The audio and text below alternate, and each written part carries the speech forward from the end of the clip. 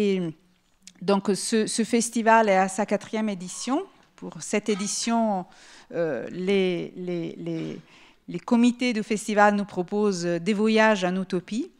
Et les programmes du festival est assez riche. Si vous êtes là, c'est parce que vous l'avez déjà étudié, regardé. Il y a des événements qui se poursuivent demain et dimanche, des spectacles, des projections, des débats, des tables rondes, des jeux. Donc voilà, je vous invite à découvrir les autres événements aussi qui parsèment ce long week-end à Marseille autour des voyages en utopie. Alors, voilà, je suis là pour modérer cette table ronde qui est organisée par mon collègue Arnaud Aurin à ma gauche et par son laboratoire des rattachements qui est le Centre de recherche historique, laboratoire de l'École des hautes études en sciences sociales, CNRS et je ne sais plus quelles autres, voilà, tutelles. Donc Arnaud Aurin est économiste et historien, directeur d'études à l'EHESS, et il a été à l'Institut d'études avancées à Princeton. Il est spécialiste de l'économie politique du XVIIIe siècle. Il a travaillé tout particulièrement sur les liens entre religion, littérature, utopie. Il s'intéresse au savoir économique, un lien, c'est ses dernières thématiques de recherche, un lien avec les questions environnementales et écologiques. Son dernier livre, publié cette année chez Gallimard, s'intitule « Les savoirs perdus de l'économie, contribution à l'équilibre du vivant ». Je vous invite à découvrir. Et participe à cette table ronde. À ma droite, Olesya Kirnčić, pardon, tout le monde prononce mal mon nom et prénom et je ne fais pas mieux avec les noms des autres, donc désolé, qui est sociologue et qui a obtenu son doctorat à l'École des hautes études en sciences sociales à Paris, et elle a enseigné la sociologie à l'École des sciences sociales et économiques de Moscou, et elle travaille à la Haute École d'économie de Moscou également. Elle a mené des recherches pendant les dernières années, et ces thématiques portent sur l'histoire sociale de l'économie, la mathématique, la cybernétique économique en Union soviétique et pendant la période de la guerre froide. Et donc, elle s'intéresse ses intérêts des recherches les plus récents portent sur l'intelligence artificielle et les rôles de la technologie numérique dans les questions de gouvernance et l'évolution de la gouvernance et de l'action publique. Et Myriam Tesh, collègue ici à Marseille, enseignante elle aussi, comme moi, à l'École des hautes études en sciences sociales, dans les campus de Marseille et de l'EHESS, rattachée membre de Aix-Marseille School of Economics. Myriam Tesh, elle est économiste et philosophe de l'économie. Elle s'intéresse tout particulièrement aux questions de bien-être, à la construction du bien-être d'un point de vue de la philosophie de l'économie. Nous avons longtemps travaillé autour des questions de marché, ensemble. Et ses intérêts portent également sur les questions d'épistémologie de l'économie. Donc, un regard aussi très poussé sur les notions, les concepts qu'utilise l'économie. Et elle travaille beaucoup aussi en lien avec les neurosciences. Donc, ces derniers travaux sont un peu à la croisée de tous ces champs de recherche. Et alors là, nous sommes ici pour discuter de utopie économique proto-dirigiste. Moi, je commencerai par Myriam, et en faisant un lien avec tes recherches autour du bien-être. Le bien-être peut être vu aussi comme un but à atteindre, comme une sorte d'utopie peut-être. Comment cette idée est construite, vue par l'économie? Quel genre de contradiction, tiraillement? Comment tu peux nous expliquer tout ça? Bon, alors bonsoir à tout le monde. Alors tout d'abord, merci pour l'occasion de parler ici. Merci à Arnaud de l'invitation de participer à cette table ronde. Bien que je dois admettre que quand il m'a contacté, il m'a dit le titre de cette séance 3 siècles d'utopie économique proto-dirigiste, j'étais un tout petit peu perdue parce que je ne fais pas l'histoire de la pensée dans ce sens-là. Et donc, il m'a fallu un peu réfléchir sur ce que je peux effectivement raconter ici dans ce contexte-là.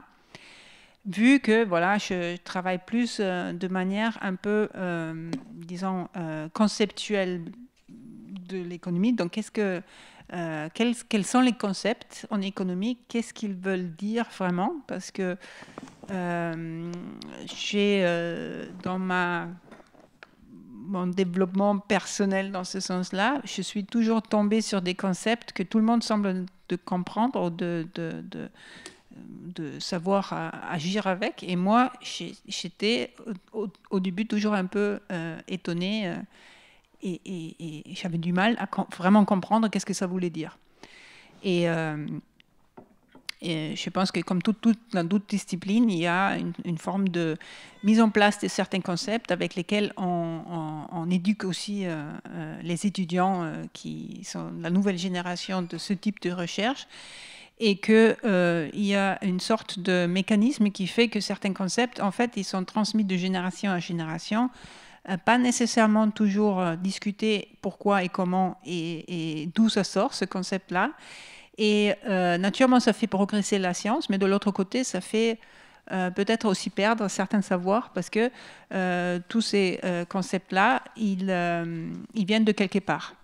Et la genèse d'un certain concept peut aussi nous raconter quelque chose. Et je dis pas seulement une genèse historique, mais aussi une genèse, disons, cognitive dans un certain sens. Parce que toute idée, tout concept qu'on a dans la tête, c'est pour moi comme mettre des lunettes et regarder le monde à travers ce type de concept. Et en économie, on est très fort pour des concepts. Et donc très fort pour différents types de lunettes qu'on met pour regarder le monde. Et de temps en temps, j'ai l'impression qu'on oublie aussi qu'on a des lunettes sur la tête. Vous connaissez peut-être cette blague que quelqu'un a les lunettes, comme fait souvent Valérie avec ses lunettes au soleil, sur la tête, et puis on cherche les lunettes, mais on les a sur la tête. Bon, c'est un peu pareil avec les économistes, sauf que l'économiste a les lunettes devant les yeux et a oublié qu'il a des lunettes, ou elle a des lunettes. Donc ça veut dire que ça tord peut-être, dans un certain sens, le regard qu'on peut avoir sur le monde, d'une manière sûrement aussi positive, parce que ça nous donne un cadre de pensée, mais peut-être aussi négatif, dans le sens que ça fait un peu certains biais, peut-être, quand on a oublié qu'on a ces lunettes-là. Et donc je pense que les lunettes peuvent aussi être une forme d'utopie, naturellement. Donc j'ai pensé notamment à deux concepts qui sont presque plus que des concepts en économie. C'est vraiment la base de la compréhension du monde à travers... Et moi, je dis toujours aux étudiants que je croise dans mes cours, attention, écrivez au début ce que vous pensez sur une certaine question, sur... qu'est-ce que c'est votre regard sur le monde dans tel et tel domaine, parce que vous allez savoir, que vous allez noter qu'après une année, vous re-regardez ce texte-là et vous allez avoir changé votre vision du monde. Donc vous allez avoir un petit lavage du cerveau, dans un certain sens. Donc faites cette épreuve à vous-même de noter ce changement-là et de ne pas oublier, parce que ça peut quand même être intéressant de se rappeler comment on a vu le monde avant qu'on a appris certains concepts. Bon, tout ceci pour introduire les deux concepts dont je veux vous parler, et ce sont les deux théorèmes du fondamental, on dit fondamentaux du bien-être en économie. Et je vais vous dire pourquoi on arrive aussi à cette idée dirigiste dans un certain sens, parce que bon, le premier, je pense que vous pouvez vous en douter dans un certain sens, et le deuxième peut-être un peu moins, parce qu'en économie, on l'a produit, ce théorème, il est prouvé, il existe, mais on en parle beaucoup moins. Ou on a presque oublié, dans un certain sens. Le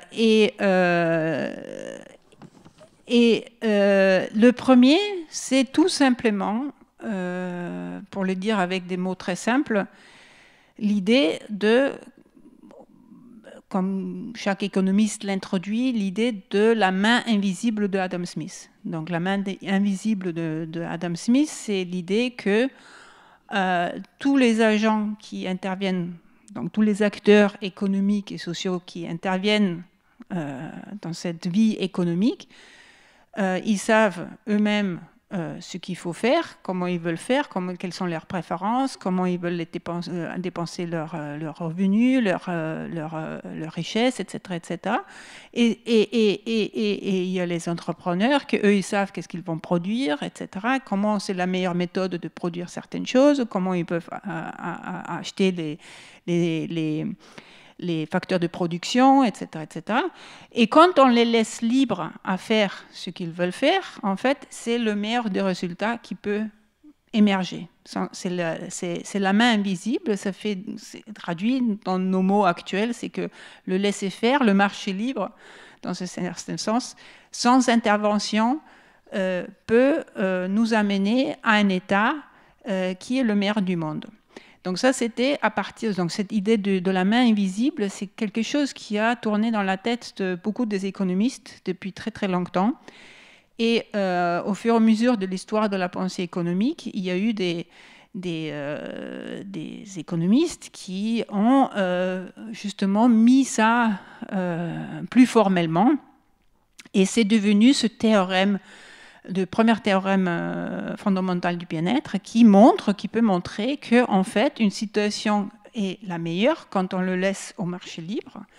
Et la meilleure situation, c'est celle qu'on dit qui est Pareto optimale, c'est Pareto optimalité, c'est-à-dire qu'il n'y a pas une situation dans laquelle on peut améliorer. Tout changement de la situation amènerait à enlever du bien-être à quelqu'un pour le donner à quelqu'un d'autre. Et donc, le optimum, c'est vraiment la situation dans laquelle on ne peut plus redistribuer les choses, on ne peut plus échanger, on ne peut plus produire plus, etc., avec les moyens qui sont donnés, parce que tout le monde est satisfait dans ce sens-là. Et c'est le marché libre qui peut produire cette optimalité-là. Il n'y a pas un autre système qui arrive à obtenir cette optimalité-là. Donc, tout ça est très bien pour les économistes. Eux, ils se sont applaudis parce que mathématiquement, c'est un très bel résultat. Ils peuvent prouver cette main invisible. Sauf que l'aspect de la justice, elle tombe un peu sous la table, sous le tapis, dans le sens que on peut avoir une situation qui est optimale dans le sens que je viens de vous dire, aussi quand il y a quelqu'un qui est très riche et les autres sont très très pauvres. Donc ça aussi, ça peut amener à un équilibre qui est optimal. On ne peut plus prendre on ne peut pas redistribuer sans prendre quelque chose du plus riche pour les donner aux plus pauvres, par exemple. Et tant que donc il y a plus une autre façon de redistribuer dans ce sens-là. Et donc, il y a le deuxième théorème du bien-être qui intervient, qui dit, bon, ok, avant qu'on laisse jouer les marchés, avant que les personnes ils peuvent, de manière libre et déterminée par leurs propres préférences et goûts, etc., intervenir et échanger, produire, etc., comme je l'ai dit avant, il y a une redistribution à faire. Et cette redistribution, c'est naturellement, dans un certain sens, peut-être ça pourrait être organisé par l'État, qui fait une redistribution, prend des plus riches pour les donner aux plus pauvres, par exemple, ou au moins redistribuer dans le sens qu'on part d'un équilibre déjà un peu plus acquis, et à partir de cette nouvelle redistribution, on va laisser marcher le marché. C'est-à-dire qu'une fois qu'on a redistribué, à partir de ce point-là, on laisse les gens encore agir comme avant, ils vont échanger, ils vont produire, ils vont, avec les ressources et le revenu qu'ils ont donné, qui est donné, et on va atteindre encore une fois ce optimum de Pareto, c'est-à-dire la situation dans laquelle on ne peut pas améliorer la position de quelqu'un ou la satisfaction de quelqu'un sans prendre de quelqu'un d'autre. Mais vous voyez bien que le problème, c'est cette intervention-là. Comment on la justifie et comment on peut la faire. Et c'est là aussi que c'est un point très important, c'est parce que dès l'État, l'idée c'est toujours que dès l'État intervient, les agents, ils vont savoir que c'est l'État qui intervient et ils changent leur comportement. Donc la taxation, par exemple, qui pourrait permettre ce type de redistribution, elle est très difficile dans ce sens-là à faire, parce qu'avec toute taxation, vous allez la mettre dans votre calcul et changer votre comportement selon cette taxation. Donc si l'État taxe votre revenu de votre activité économique, vous allez peut-être faire un peu moins de cette activité économique pour ne pas être taxé, parce que vous dites, ben, ça ne sert à rien si je travaille, si l'État me prend mon revenu de mon activité économique. Donc le problème de ce deuxième théorème du bien-être qui existe et qui montre bien, même formellement, que c'est possible, que si on peut redistribuer, alors après le marché libre, ça amène à ce Pareto optimum. En fait, c'est une histoire, c'est une hypothèse. Parce qu'en réalité, la difficulté, c'est qu'il n'y a pas cette, déjà, qui veut, c'est l'intervention dans sa propriété privée. Donc, c'est la discussion sur est-ce que l'État a droit d'intervenir dans les propriétés privées qui est le premier problème à régler. Donc, ça, c'est juridique. Et le deuxième cadre, c'est que, en fait, en faisant cette redistribution, je vais perdre de la richesse parce qu'il y a un changement de comportement qui amènerait que peut-être il y a moins de ressources, moins d'idées qui peuvent se développer que si je n'intervenais pas. Donc il y a cette idée de libérale qui en fait bloque la réalisation de la mise en œuvre de la réalité de cette utopie du deuxième théorème du bien-être. Voilà, je m'arrête là. Parce que... Merci Myriam pour cette entrée par l'économie. Alors Arnaud, tu es économiste et historien. Donc peux-tu revenir au moment où ces types d'idéologies s'élaborent? C'est aussi des moments de première utopie dirigiste, utopie économique dirigiste. Donc, voilà, oui, tout à fait. Dans les temps longs. Merci beaucoup Valéria. Effectivement, Myriam a posé en fait les deux grandes voies dans lesquelles les économistes vont réfléchir à partir de la fin du XVIIe siècle. C'est-à-dire l'idée selon laquelle comment on fait en fait pour faire prospérer les richesses matérielles d'une société. Si on laisse de côté les sociétés de chasseurs-cueilleurs, si on laisse de côté l'auto-organisation de petites communautés, comment on fait pour faire prospérer une société de plusieurs millions de citoyens? Alors là, on a au XVIIe siècle l'émergence d'une idée nouvelle qui est extrêmement terrifiante pour la plupart des contemporains. Et cette idée nouvelle, c'est ce qui va devenir le libéralisme économique et ce qui va devenir la main invisible dont a parlé Myriam. Sous le règne de Louis XIV, si vous voulez, l'idée c'est comment faire travailler les pauvres? Comment faire travailler les pauvres? C'est les payer le moins possible. Parce que si on les paye trop, ils ne vont pas vouloir travailler beaucoup. Donc si on veut les faire travailler le plus souvent possible, il faut surtout des salaires relativement bas. Et puis les marchands et les négociants, il faut les contrôler. Parce que si on laisse aller leur cupidité, leur intérêt individuel, ils vont faire n'importe quoi. Ils vont importer des biens qu'on a déjà et qu'on produit sur place. Ils vont exporter des trucs dont on a besoin dans le royaume et qu'il faut garder dans le royaume. Donc Jean-Baptiste Colbert, le fameux ministre de Louis XIV, il va vouloir... Il est très méfiant envers les négociants et les marchands. Il va vouloir en permanence essayer de les contraindre pour qu'ils, finalement, atteignent un but qui est celui de la prospérité, mais d'une prospérité qui est voulue par l'État. Alors les négociants, eux, ils ne sont pas très d'accord avec cette idée. Eux, ils défendent une doctrine qu'on appelle liberté et protection, l'idée selon laquelle ils connaissent leurs intérêts. Et finalement, leurs intérêts, ils sont assez proches de ceux du reste de la population. Parce qu'ils vont amener des biens et des services dans la société qui vont concourir à tout le monde. Puis il y a une troisième possibilité, donc il y a la possibilité qu'on appelle mercantiliste, il faut contraindre les intérêts individuels à la cupidité. Deuxième idée, liberté et protection des marchands, il faut nous laisser faire, enfin on est d'accord que l'État nous contraigne. Et puis il y a une troisième idée qui émerge là, à la fin du XVIIe siècle, chez des théologiens d'un mouvement chrétien contestataire qu'on appelle le jansénisme, et puis chez un économiste qui est aussi lieutenant de police à Rouen, qui s'appelle Pierre de Bois-Guilbert, que je vais vous citer dans un instant.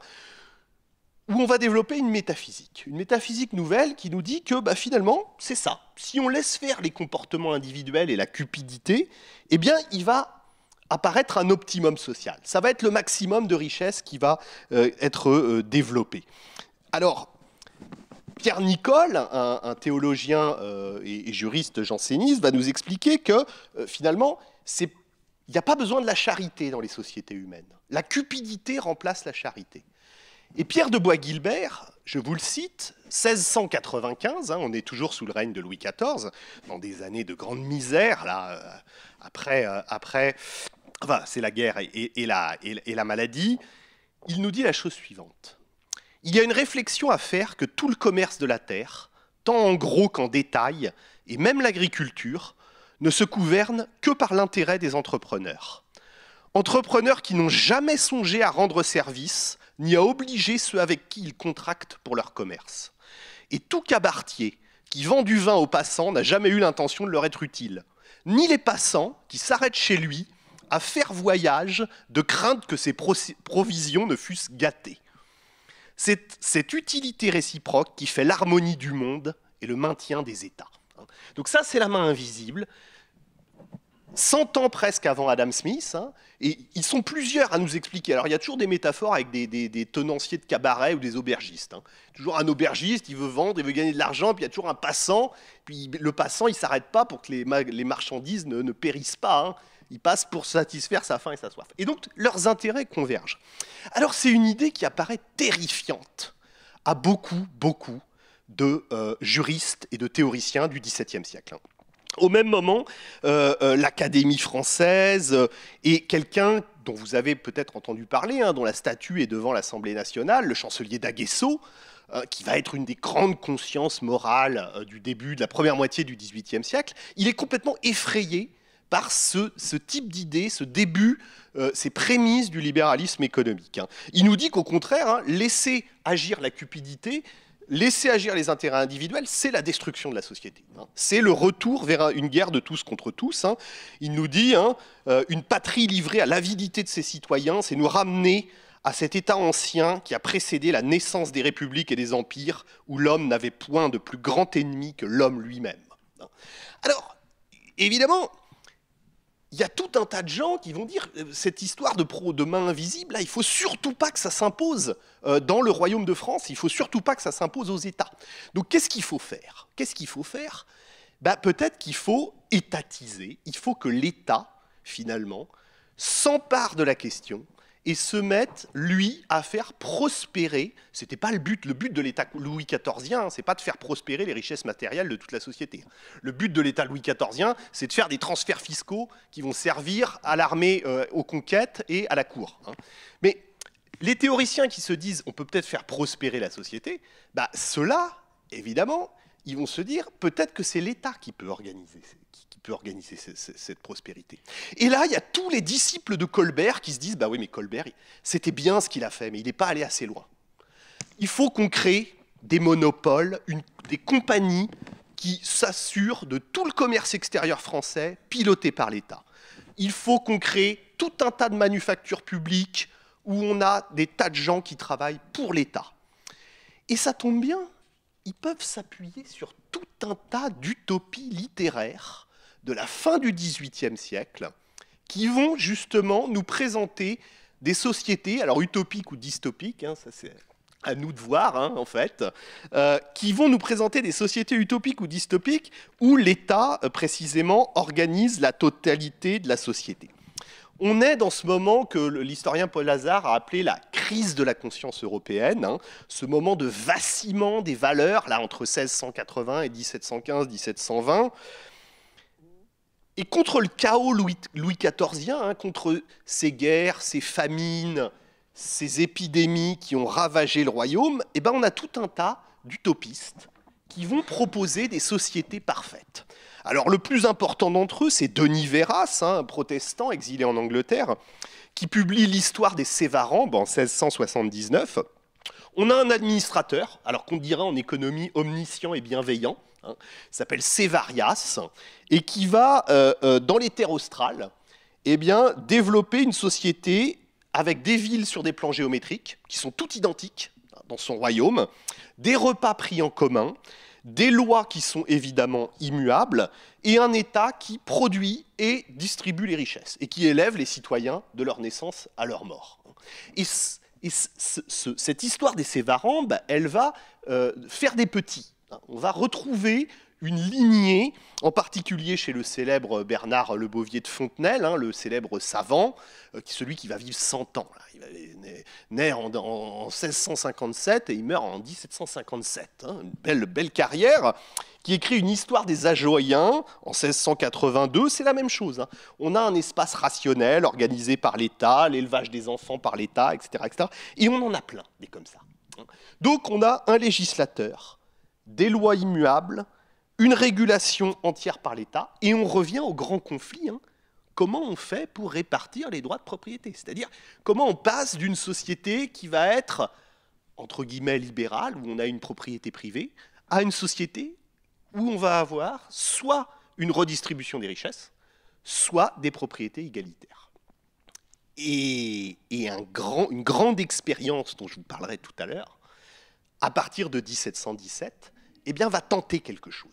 En France, dans le royaume de France, sous la régence de Philippe d'Orléans, va tenter quelque chose pour aller vers une de ces utopies étatistes, dirigistes, qui va tenter de faire prospérer les richesses sans la liberté du commerce, sans la main invisible.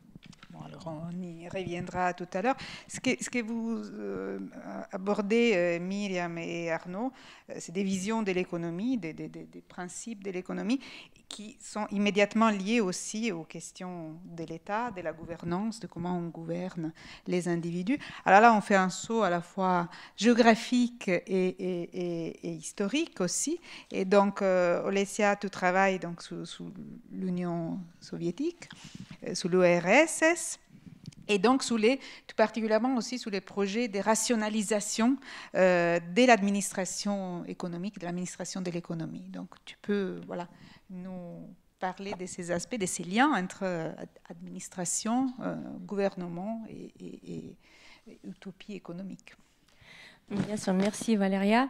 Donc, en effet, là, je vais parler d'une expérience grandeur nature sur 70 ans, d'une construction d'une société justement où l'État se charge de guider, d'assurer le développement économique, la production, la distribution des ressources et des biens. Et donc, comment est-ce que... sur quoi se fonde donc cette expérience? Si on veut bien revenir un peu vers les sources, vers le début, donc ce qu'il faut comprendre, c'est que l'Union soviétique se veut exactement un État savant, un État donc rationnel qui va organiser la production et la distribution des richesses de manière parfaitement rationnelle. Mais le problème, c'est que même si cette volonté est affirmée, déjà avec le mouvement du communisme scientifique, c'est affirmé par Lénine, par d'autres théoriciens du communisme, en réalité, après la révolution en 1917, en fait, on ne sait pas comment faire. La théorie scientifique d'une économie de ce type n'existe pas à l'époque. Mais en 1921, donc l'État, c'est pas encore l'Union soviétique, mais bon, les bolcheviks fondent donc un certain nombre de nouvelles institutions de gouvernement de ce type, étatique et dirigiste, notamment le comité d'État pour la planification, ce qu'on appelle le Gosplan, et qui devrait être chargé de produire des plans de production de distribution de ressources pour toute l'économie. Mais donc ce système quand même va prendre du temps pour s'instaurer. C'est que dans les années 30, sous Staline, que donc, ce qu'on sait de cette planification scientifique prend forme avec les plans de 5 ans et puis des plans annuels. Mais ce qui est intéressant aussi, c'est que ces plans ne vont pas être fondés nécessairement sur la science, sur le calcul économique et statistique. Comment comprendre cette contradiction? Dès le départ, donc, en fait, si, il y a quand même une démonstration théorique que une planification de ce type soit possible.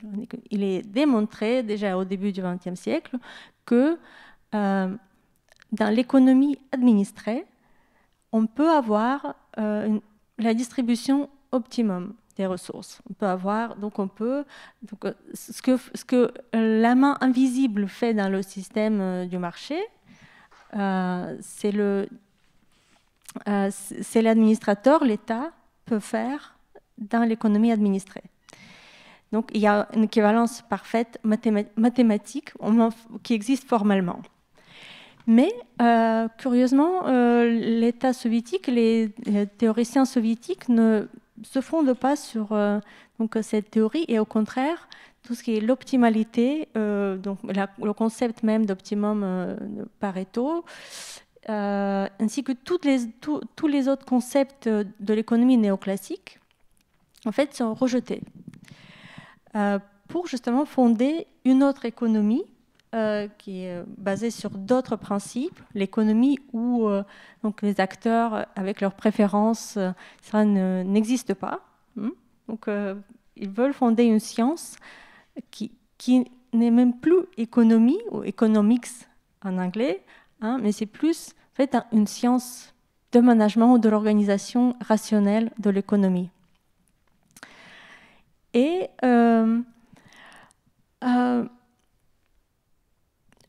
donc là, je saute quelques décennies et quand même pour venir dans l'après-guerre, où cette idée de la gouvernance scientifique et de la planification scientifiquement fondée reviennent.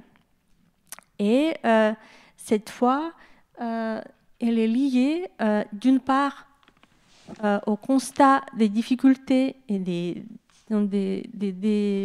dilemmes insolubles de l'économie planifiée réelle, telle qu'elle s'est formée dans l'Union soviétique.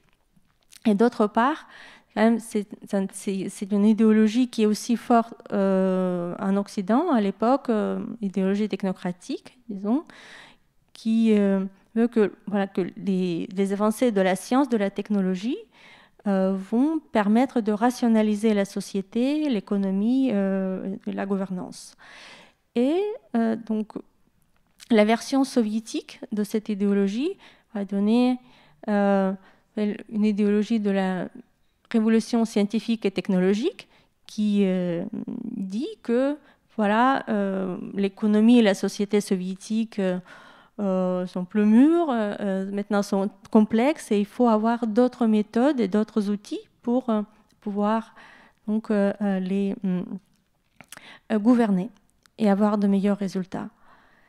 Et c'est à ce moment-là que la cybernétique et la mathématisation, le développement d'outils mathématiques plus sophistiqués, donnent un espoir, finalement réaliser cette utopie de rationalité parfaite du planificateur, de l'État, pour construire une économie planifiée qui va finalement réaliser ses promesses de prospérité pour tout le monde, pour tout le peuple. Et on pense qu'avec à l'aide des ordinateurs, des systèmes d'information modernes qui se développent dès les années 50 ou 60, également en Union soviétique, on peut imaginer des systèmes de gestion qui peuvent finalement permettre d'avoir des plans optimum. Et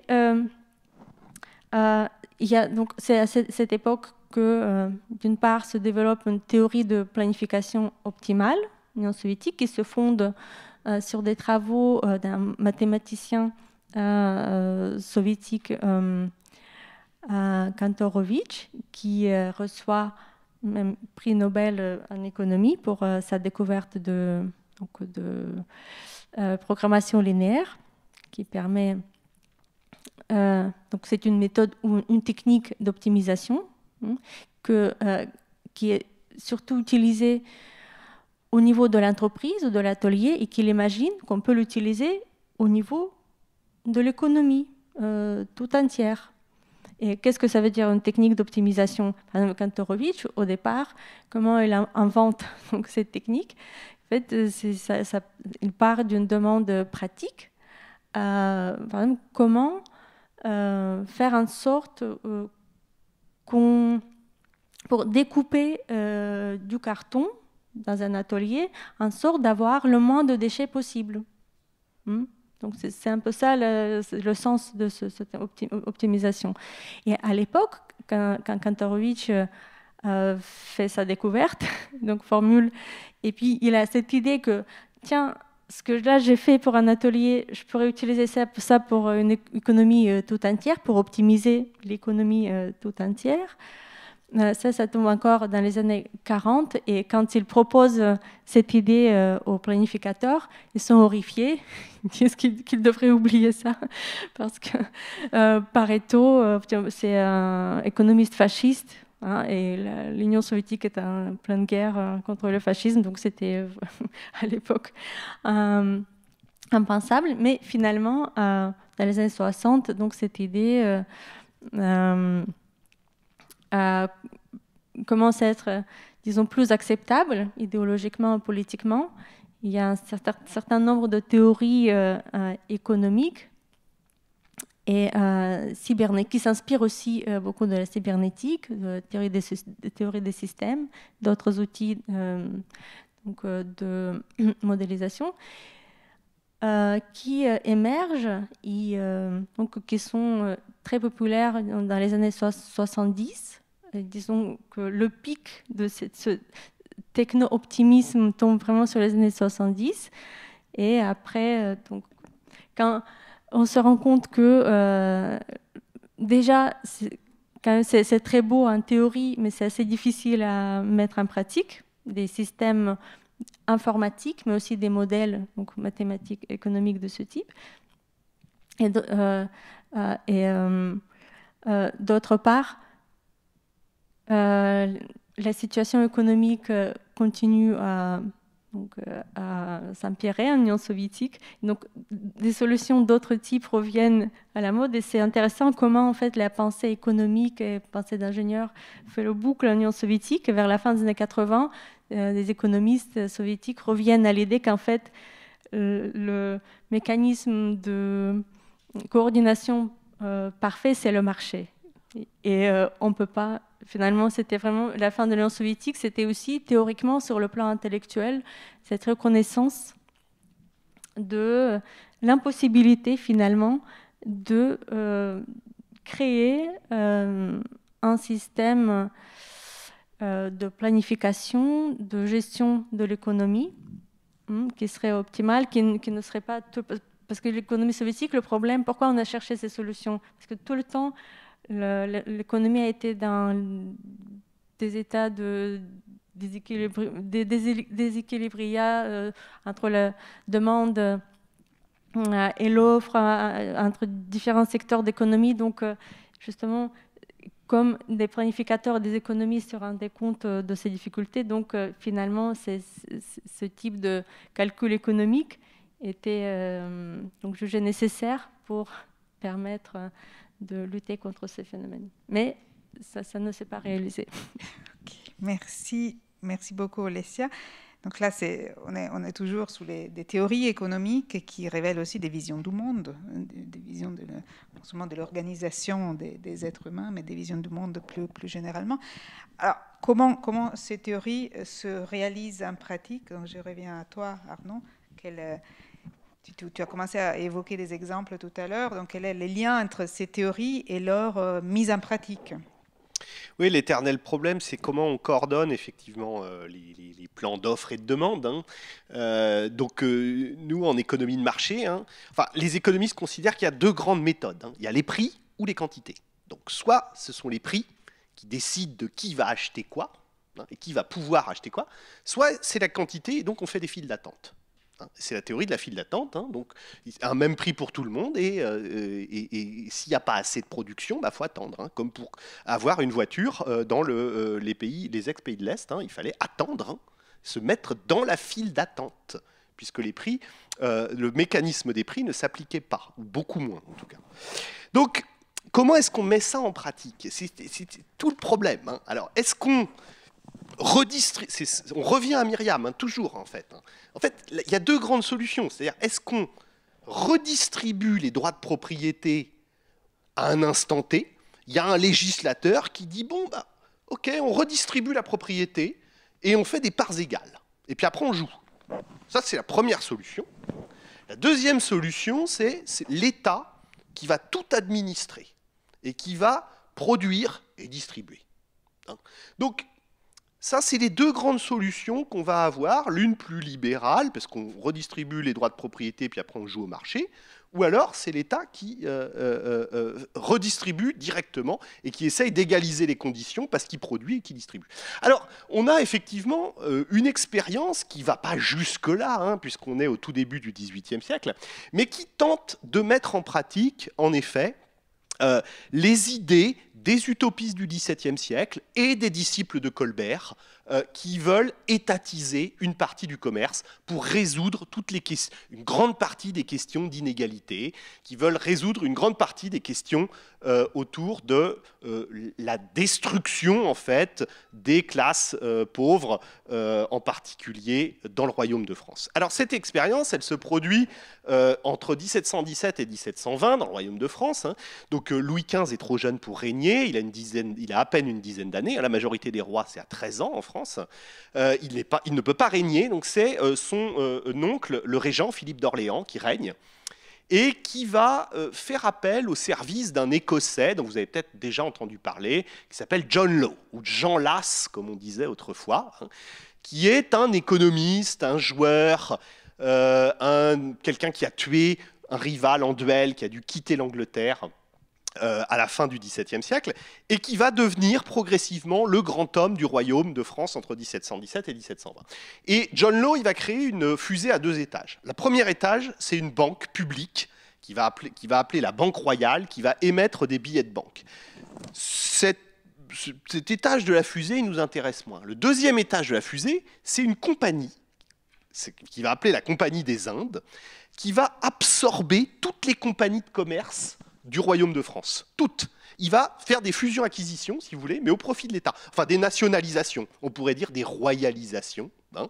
Donc, ils vont royaliser ou nationaliser toutes les compagnies de commerce, celles de Saint-Malo, celles de Marseille, etc., etc. Je vais revenir à Marseille dans un instant. Et donc, on va avoir plus qu'une seule compagnie qui fait le commerce avec le monde entier.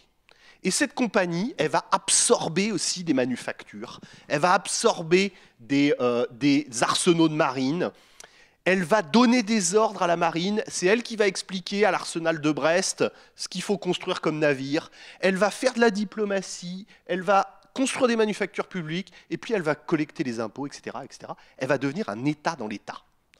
Et en fait, l'idée, c'est quoi? C'est d'en finir avec la concurrence. Et ils sont hyper clairs sur ce point.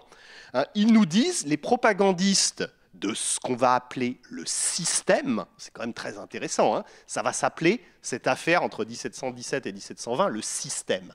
Et les propagandistes du système, ils nous disent, en fait, il faut en finir avec la concurrence. Ce qui pose problème aux sociétés humaines, c'est la concurrence, parce que, en fait, quand les Français, ils se concurrencent, ils se détruisent les uns des autres. Ils abaissent les prix, et donc, en abaissant les prix, les producteurs ne gagnent pas assez. Ou alors, ils vendent à perte, souvent. Hein. On a des revenus qui sont faibles, etc. Donc, ce n'est pas comme ça qu'il faut faire. Les prix, il faut que la compagnie, le système, les contrôle. Il faut que les prix soient contrôlés par la compagnie, le prix des grains, le prix du chanvre, très important au siècle des Lumières, hein, parce que, et au XVIIe siècle également, hein, parce que c'est avec ça qu'on fait les cordages, qu'on fait des habits, etc., etc. Donc, il faut qu'un certain nombre de prix de base soient contrôlés par la compagnie, et il faut empêcher qu'il y ait des concurrents, dans tous les domaines.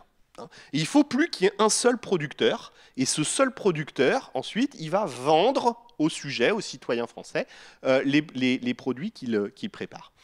Alors, évidemment, c'est très difficile de mettre ça en œuvre. C'était ta question. Hein. C'est-à-dire qu'il faut vraiment changer les conceptions des sujets du Royaume de France. Donc, il y a une intense propagande qui se met en place dans les journaux semi-officiels et officiels du gouvernement, hein, une intense propagande qui se met en place pour essayer d'expliquer aux gens, ben voilà, on va en finir avec le principe concurrent. Enfin, ils ne disent pas ça tout à fait comme ça, mais ils parlent de la concurrence. Hein. Ils nous disent, on va en finir avec la concurrence, on va en finir avec l'idée que eh bien, la cupidité pourrait entraîner de bons effets, etc. Non, maintenant, c'est nous, l'État, qui nous occupons de produire des richesses. Et en fait, vous allez nous suivre dans ce bateau, au sens propre et comme au sens figuré. Hein. Vous allez participer en devenant actionnaire à cette grande compagnie publique qui devient un léviathan, hein, un État dans l'État. Là. Et nous, État, on va s'occuper de faire prospérer votre argent et de faire prospérer le royaume.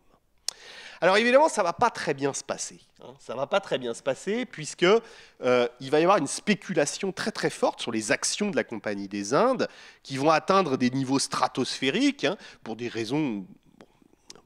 John Law lui-même fait racheter les actions de la compagnie par sa propre compagnie, hein, ce que font les firmes aujourd'hui de temps en temps, hein, quand elles en ont besoin, et rachètent ses propres actions. Il y a une spéculation très très forte sur ces actions, et au printemps 1720, en fait, John Law, le régent et le groupe dirigeant a compris que les actions étaient surévaluées, et ils veulent arbitrairement en faire baisser le prix à la rentrée suivante, en septembre 1720.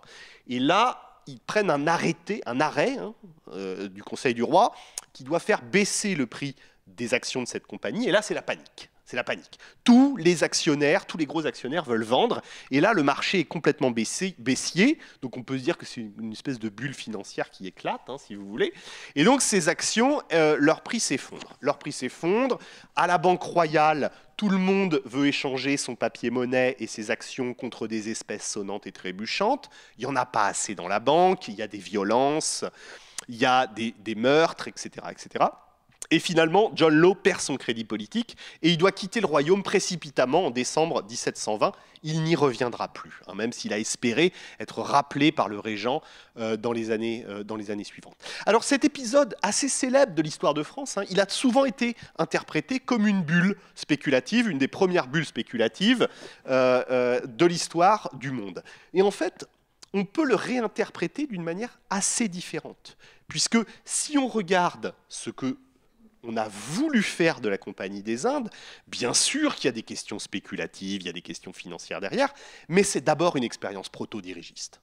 C'est d'abord et avant tout une tentative pour que l'État s'empare de la production et de la distribution des richesses en essayant de contrecarrer les mécanismes concurrentiels et contrecarrer le système de prix.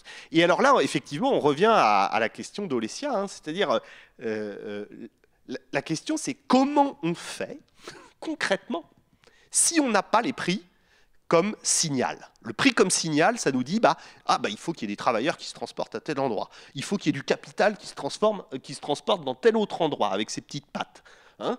Et si on n'a pas ça, alors comment on fait concrètement? Parce qu'effectivement, on peut trouver un résultat mathématique. C'est ce que disait Myriam, c'est ce que disait Olesya. On peut trouver un résultat mathématique que si chacun suit son intérêt individuel, Léon Walras, le français, l'a fait à la fin du 19e siècle, hein, on peut trouver un équilibre, et puis après, son disciple Vilfredo Pareto, le fasciste dont parlait, puisqu'effectivement, il va fricoter ensuite avec le régime de Mussolini. Donc, oui, on peut trouver mathématiquement un équilibre. Le problème, c'est que si on n'a pas les prix, si on n'a pas la concurrence, comment on fait? Et ça, ils vont s'arracher les cheveux, les économistes et les planificateurs. Merci Arnaud. Alors voilà, toute cette expérience, toute cette réflexion aussi autour de la concurrence m'a fait penser à ce que certaines expériences plus ou moins alternatives aujourd'hui essayent de mettre en pratique, c'est-à-dire de combattre la concurrence, mais sous des échelles très petites, micro, pas dirigistes, mais voilà, la concurrence entre les producteurs de certains produits alimentaires notamment est quand même le problème auquel on essaye qu'on essaye de réduire et réduire par là aussi la concurrence. Mais bon, je n'ai pas introduit d'ailleurs. Non, mais voilà. Bon, je suis anthropologue et donc je suis intéressée à des choses, voilà, à des expériences contemporaines. Mais ce n'était pas le but. Olesya, donc, si on revient à ces projets dont tu nous as parlé, tu es allé voilà, déjà vers en quelque sorte vers leur échec, mais est-ce que tu peux y revenir, nous dire un peu plus aussi de ceux qui utilisent l'intelligence artificielle notamment et comment ça se met en pratique et qu'est-ce qu'on fait avec ça?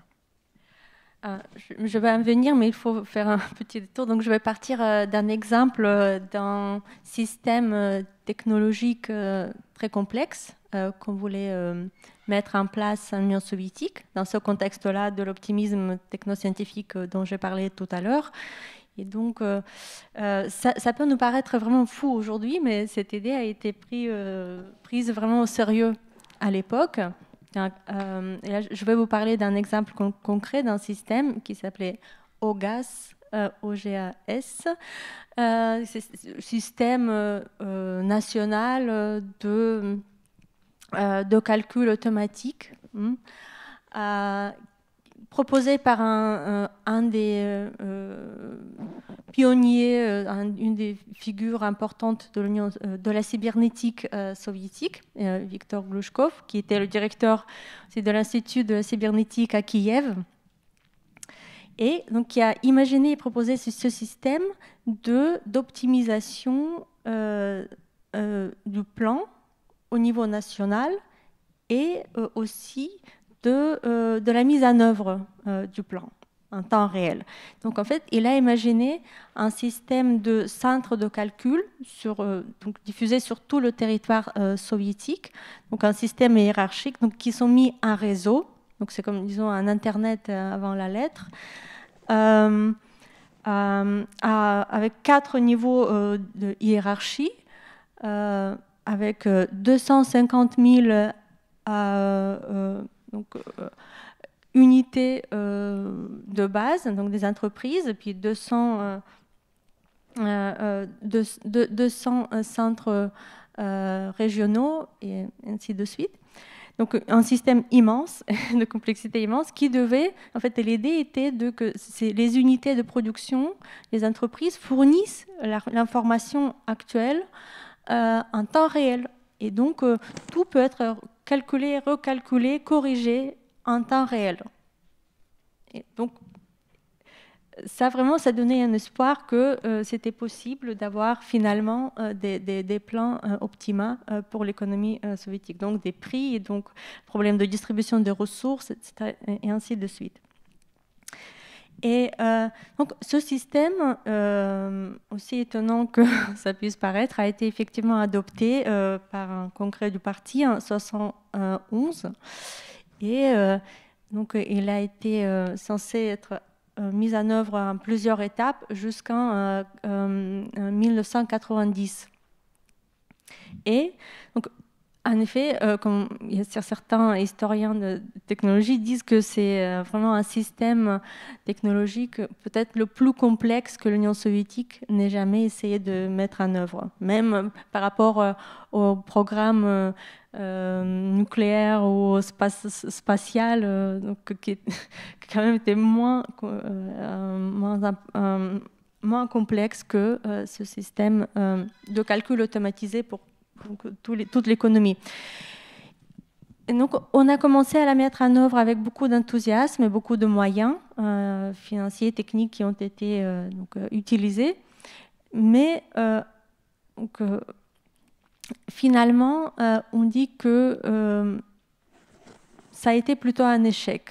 qu'il y a eu plusieurs parties de ce système qui ont été mises en place, mais que le système tel que Glushkov, donc son auteur, l'a imaginé, donc système d'optimisation complet, compréhensif, ne pouvait pas donc, exister.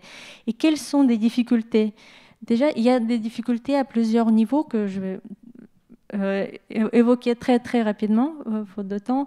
D'une part, un problème fondamental, en effet, problème théorique d'optimisation, d'avoir une fonction objective unique pour la nation, pour l'économie nationale. Qu'est-ce qu'un optimisme? Dans le cas de Kantorovitch, c'était du carton dans un atelier de la production.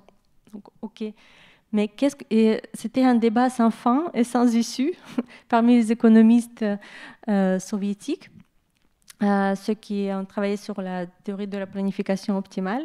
Donc c'était très difficile en effet d'avoir une fonction, ce qu'on appelle une fonction objective pour toute l'économie.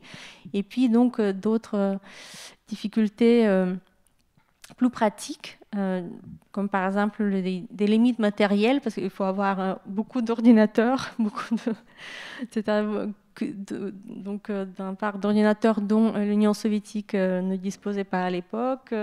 Il y a aussi certaines résistances de la bureaucratie, qui sont aussi une question de mentalité, dont Arnaud parlait à l'époque, que des bureaucrates ne croyaient pas nécessaire ou intéressant pour eux de mettre en œuvre donc, ce système. Donc, d'autres types de contraintes, des contraintes d'information, etc., qui finalement montrent que cet échec était peut-être inévitable. Merci, Olesya. Myriam, voilà, tu veux rajouter quelque chose d'un point de vue, on revient à la théorie, l'échec peut-être d'un point de vue aussi théorique de ces expériences, de cette façon de penser le fonctionnement de l'économie, avant de laisser ensuite la parole à la salle. Oui, peut-être très brièvement, juste quelques réflexions que j'ai pu avoir en écoutant naturellement ceux qui ont étudié un tout petit peu plus l'expérience réelle qui s'est développée. Et c'est frappant quand même de voir la comparaison entre le système de l'eau et le système soviétique, qu'il y a quand même les mêmes espérances de succès dans les deux systèmes. Et que tous les deux ils sont échoués, pas peut-être parce que tout ça c'est pas possible, mais peut-être ils ont juste oublié certains éléments qui ont fait que c'était le sable dans la machine qui a fait que ça n'a pas pu marcher jusqu'au bout. Mais ça ne veut pas dire que toutes ces idées naturellement sont complètement erronées et on peut les oublier. Au contraire, il faut plutôt prendre l'histoire comme un moyen d'apprendre et d'accumuler le savoir, parce que c'est sûr que quelque part, on a soit fait des mauvaises hypothèses de départ, ou alors on a oublié de penser quelques éléments qui étaient quand même cruciaux dans le contexte de cette histoire-là. Voilà, parce que je pense que finalement, tout ça, donc on tombe entre deux extrêmes, dans un certain sens.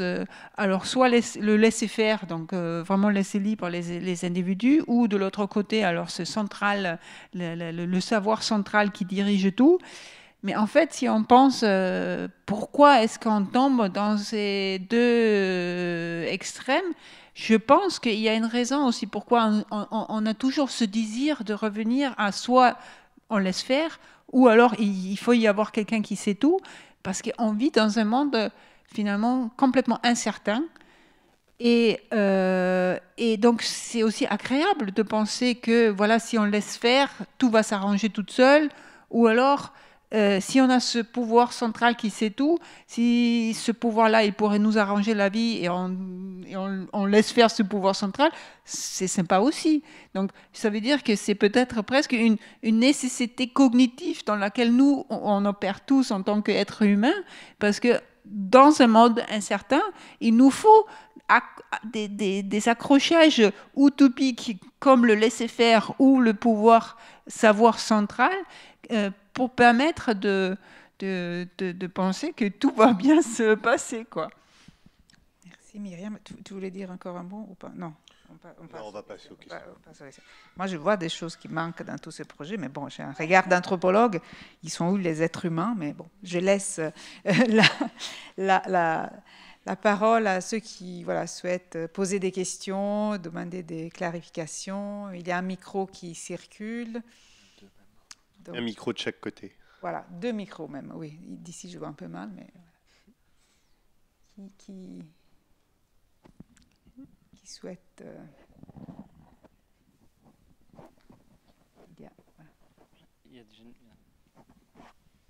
Bonjour, déjà merci pour vos interventions. Je voudrais revenir donc sur le système de calcul automatique. Donc OGAS. Donc vous avez parlé des limites qui ont fait que ça n'a pas pu être mis en place, donc notamment des limites matérielles déjà avec le matériel informatique de l'époque qui n'était pas présent, qui n'était pas au point encore, et aussi la remontée des données. J'imagine que ça devait être incroyablement compliqué à mettre en place à cette échelle-là. Maintenant, on pourrait penser que ces problèmes sont plus ou moins résolus avec donc la mise en réseau des données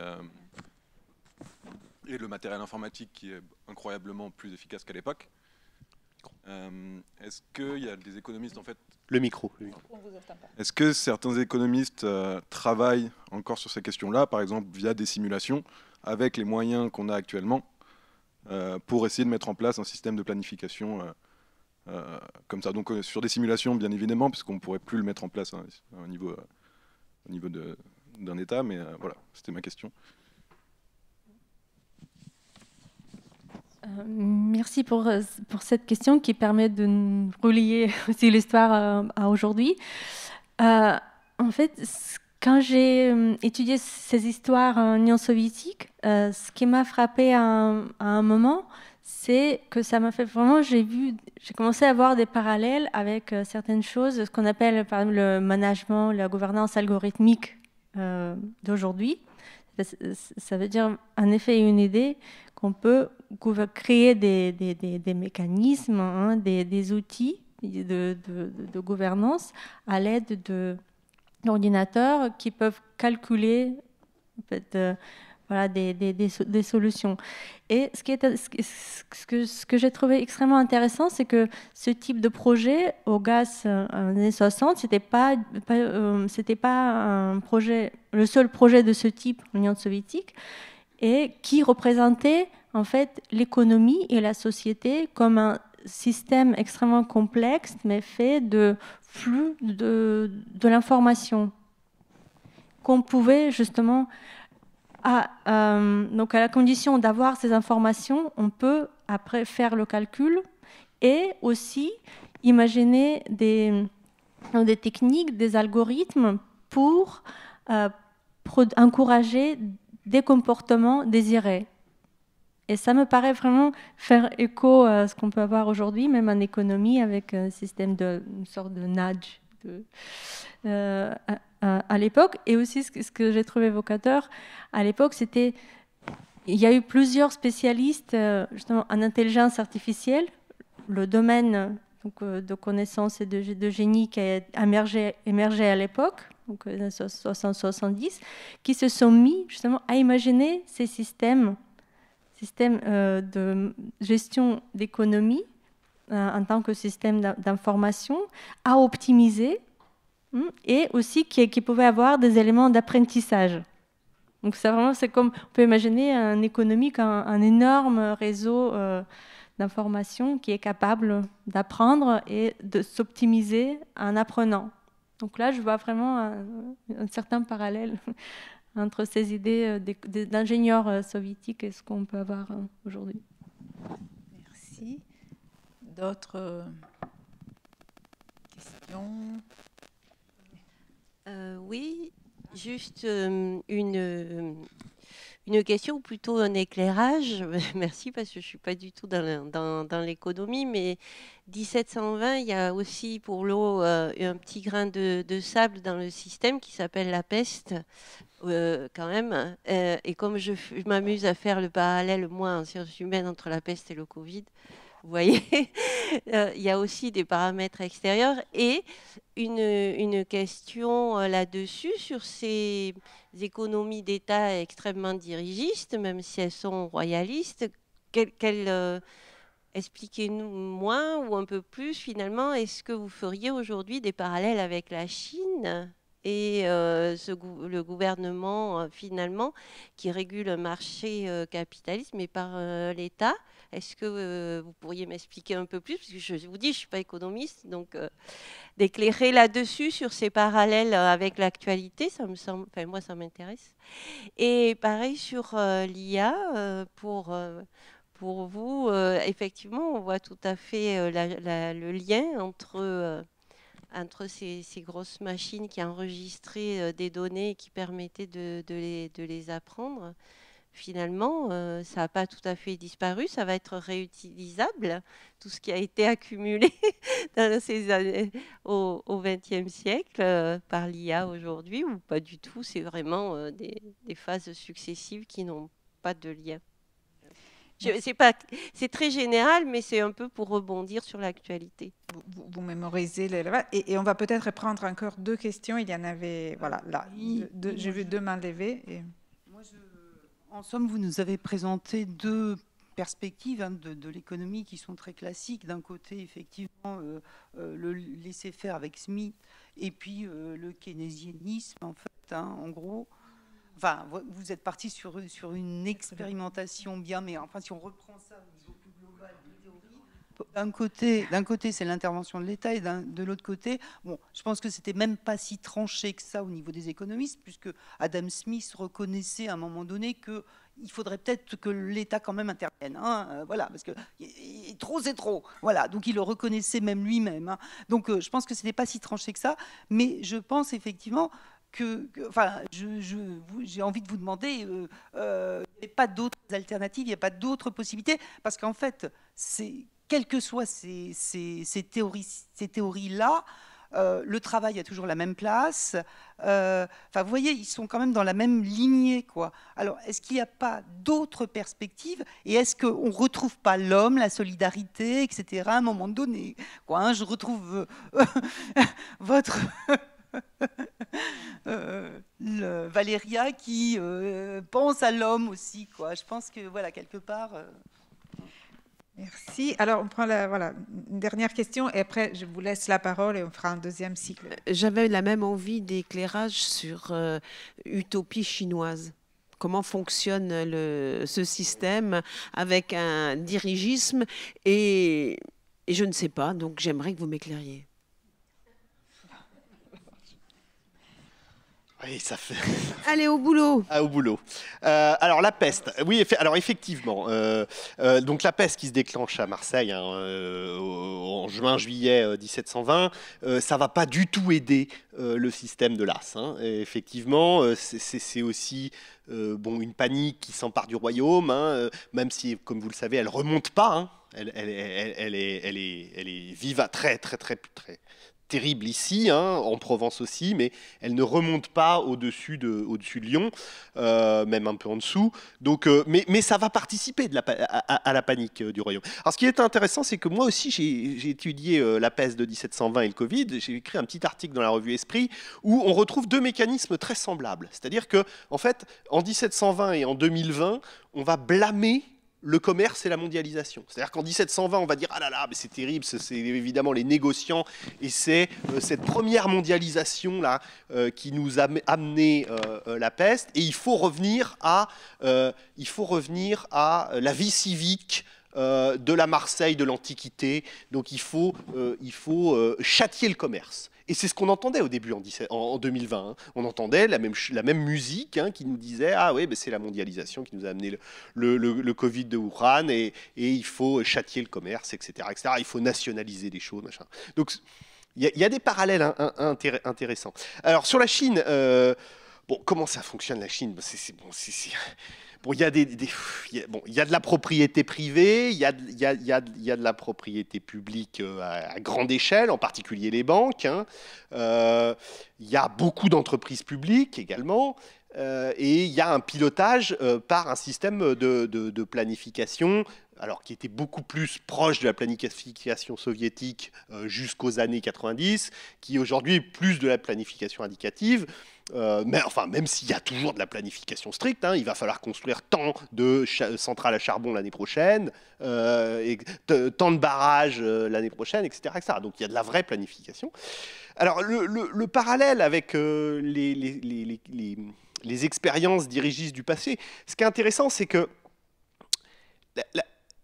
la communauté négociante de Marseille, ici, il faut que j'en parle, hein, en 1720, alors ça c'est le plaisir du chercheur. Un jour je suis aux Archives nationales à Paris et je vois un mémoire, c'est marqué « Mémoire sur la Compagnie des Indes ». Un titre banal comme ça. Hein. Et je lis et tout d'un coup je me dis « mais ça, on dirait que ça a été écrit en 1935 » par un anti-socialiste du genre Friedrich von Hayek ou Ludwig von Mises, pour ceux qui connaissent, des gens qui vont dire le système communiste, ça ne peut pas marcher. En fait, les négociants de Marseille, en 1720, ils nous disent il y a un problème, c'est que si on dirige la production, il n'y a plus d'entrepreneurs. Et s'il n'y a plus d'entrepreneurs, il n'y a plus de nouvelles idées. S'il n'y a plus de nouvelles idées, il n'y a plus d'innovation. S'il n'y a plus d'innovation, on va se casser la figure, parce que, effectivement, on va rester sur le même type de production. Et il nous explique que la Compagnie des Indes ne va plus y avoir que des fainéants, des fonctionnaires. Hein, en gros, ils nous disent, bah, ils vont tous être payés par l'État, ils ne vont plus rien faire.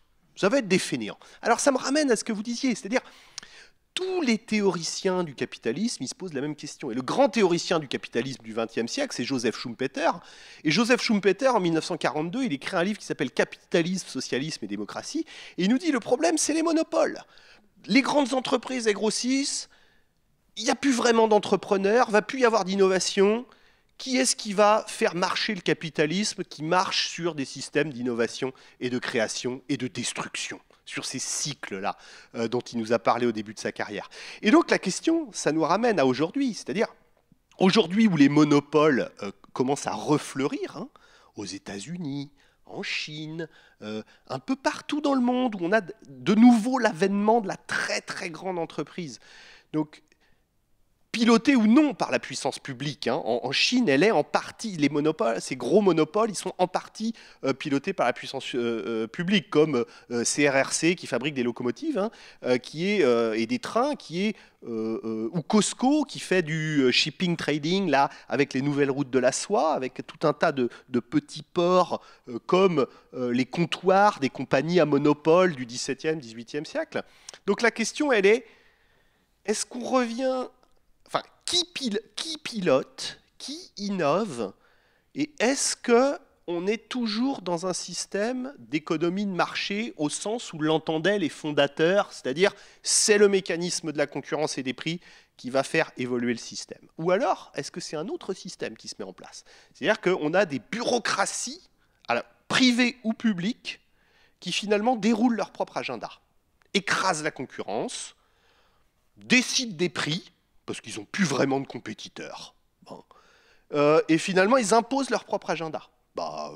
Si on pense à Elon Musk, il déroule son propre agenda, hein, et il est de moins en moins soumis au mécanisme des prix.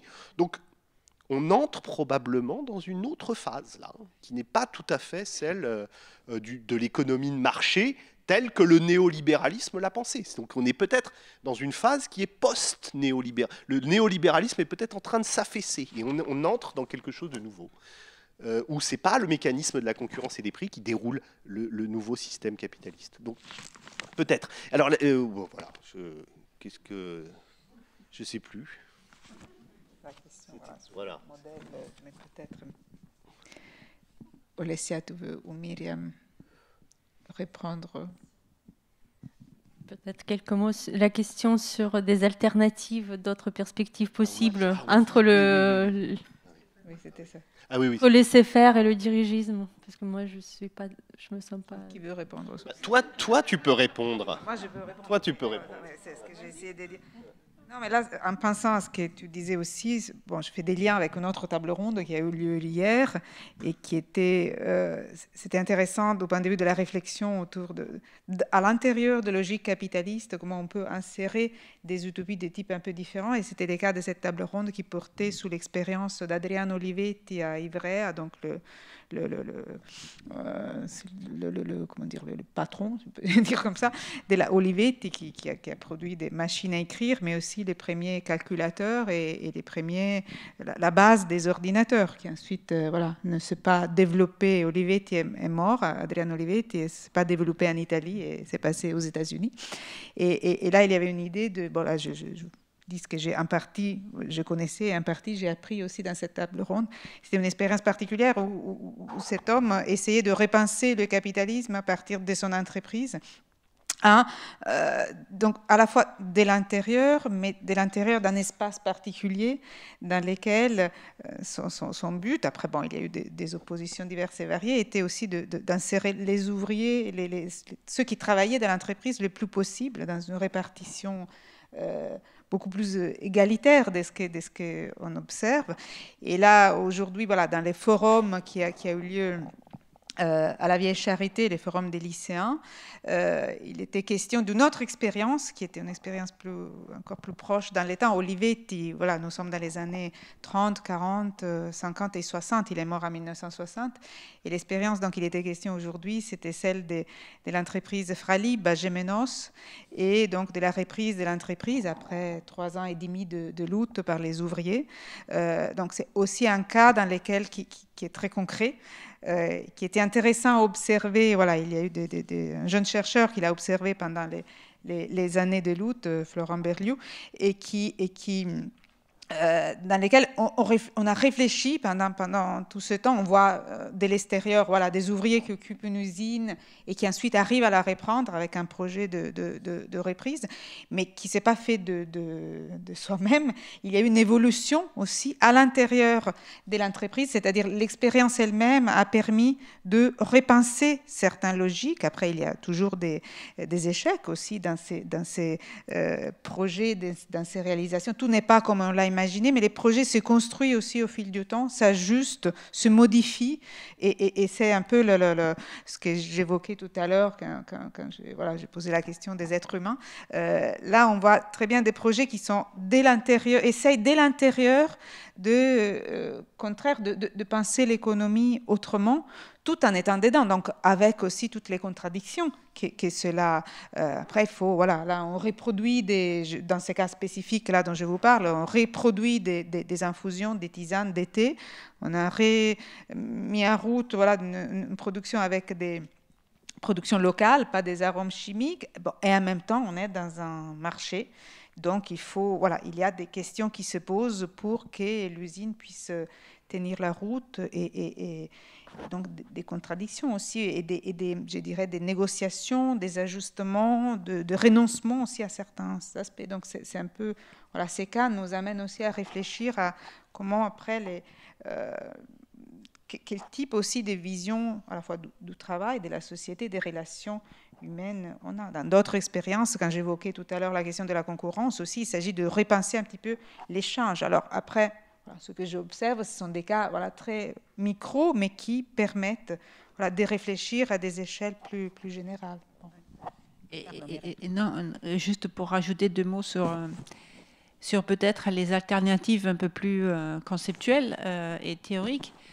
Je pense qu'on peut penser qu'il y a éventuellement un changement à venir dans le sens, même la science, elle marche très lentement. Ça veut dire que on le sait qu'avec les révolutions scientifiques, ça prend du temps.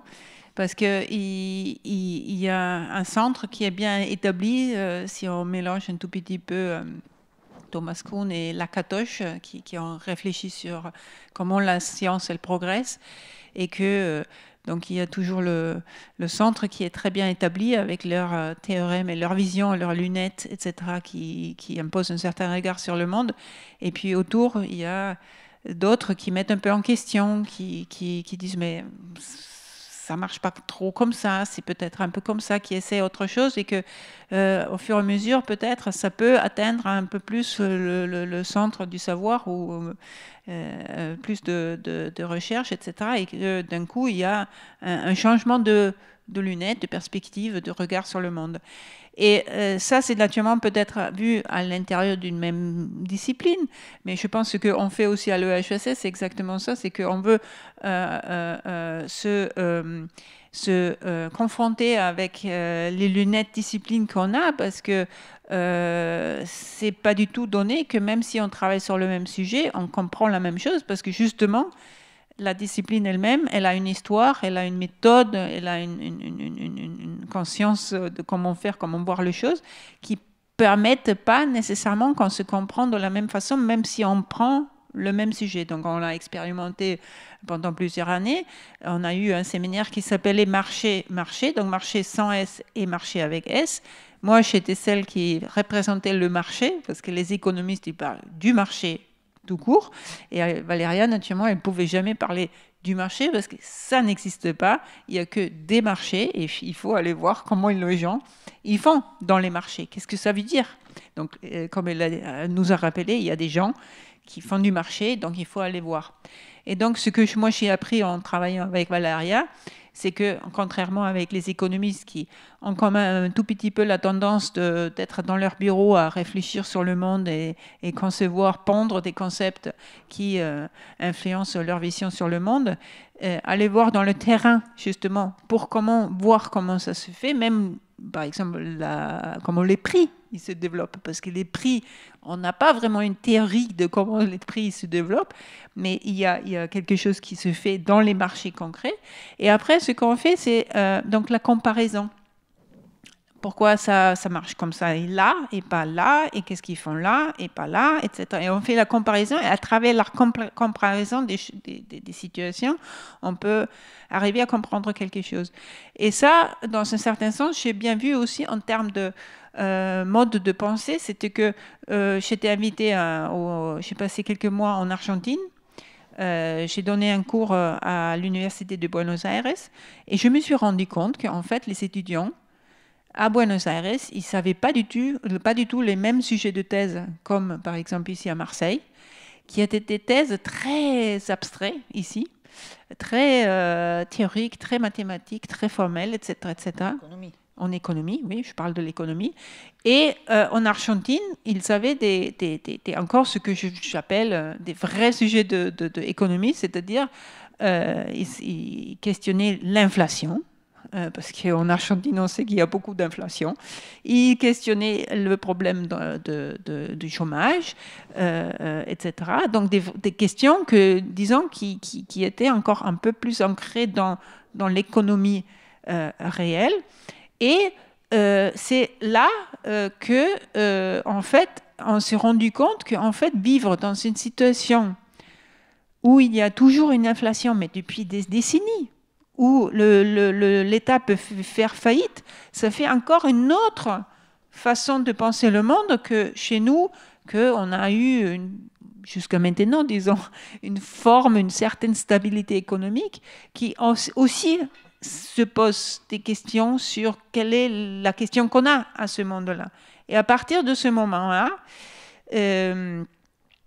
on s'est, nous, aussi posé la question, par exemple, comment gère une question, comment gérer, entre guillemets, une question qui est complexe. Et en fait, cette notion de la complexité nous a ouvert un tout petit peu le regard sur le monde, dans le sens qu'on a trouvé qu'il y a toujours plus de personnes qui s'ouvrent à la question, tout d'abord de la complexité, donc accepter que le monde, il est complexe, et de ne pas penser qu'on peut gérer cette complexité-là, mais en fait, penser la complexité, qu'est-ce que ça veut dire, et comment ça peut nous renseigner en termes de scientifique, qu'est-ce que ça veut dire pour notre production du savoir.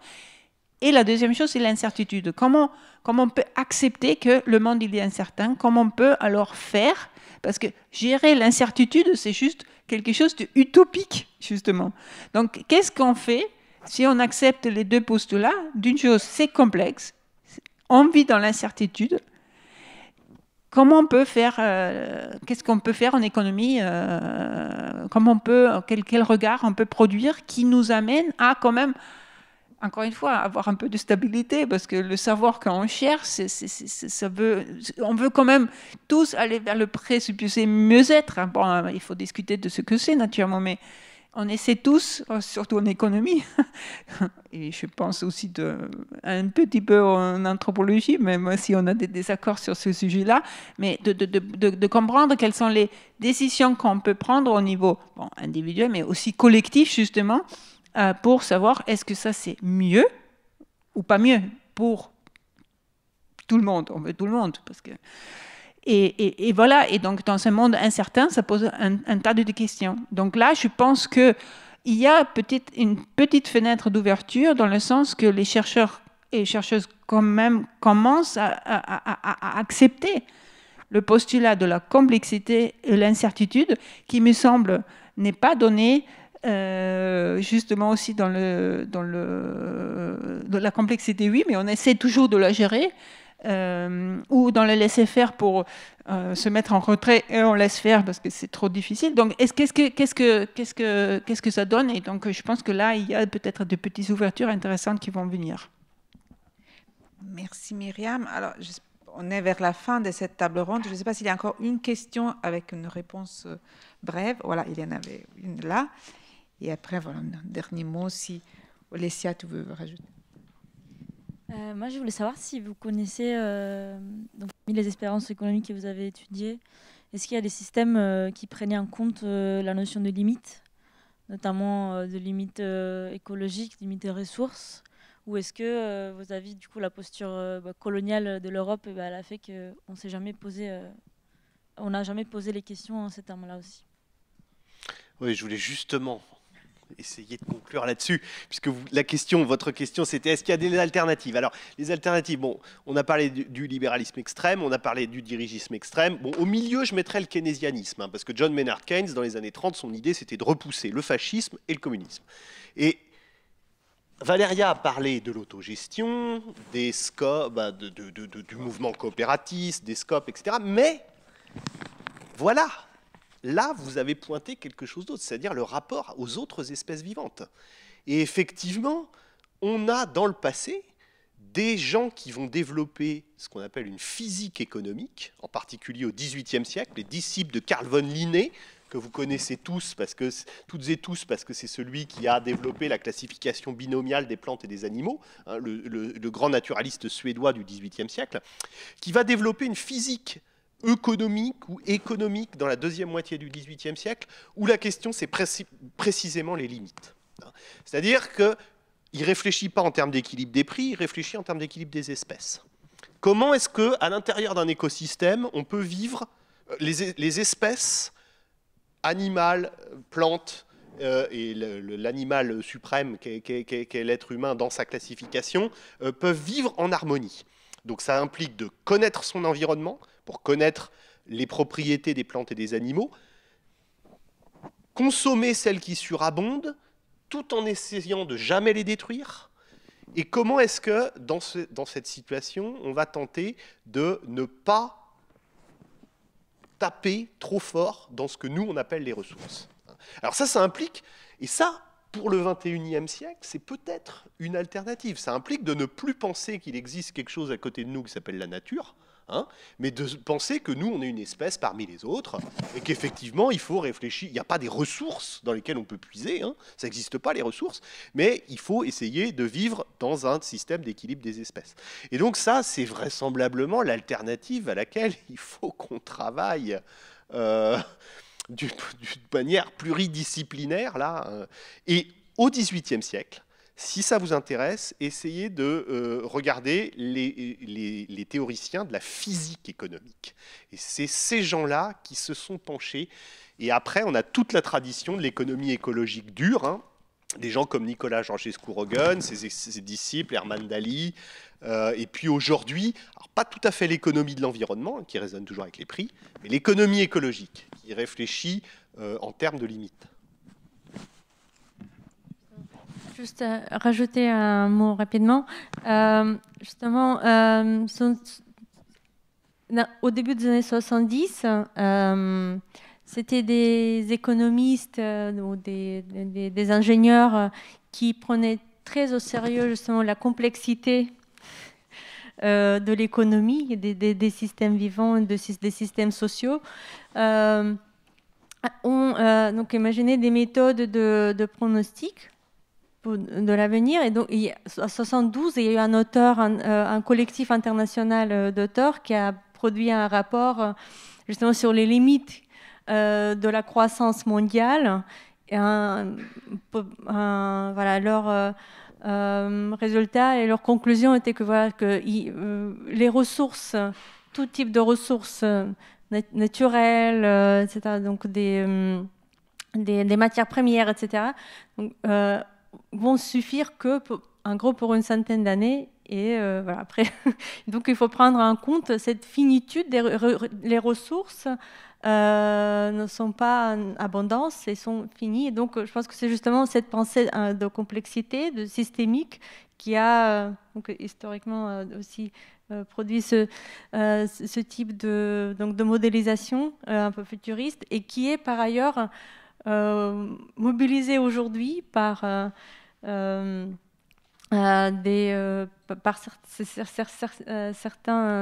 personnes qui réfléchissent sur ce problème des ressources.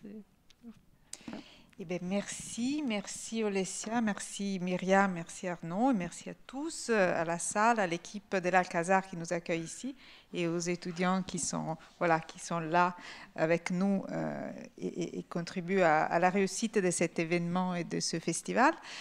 J'espère vous voir dans d'autres événements, et voilà, et à très bientôt.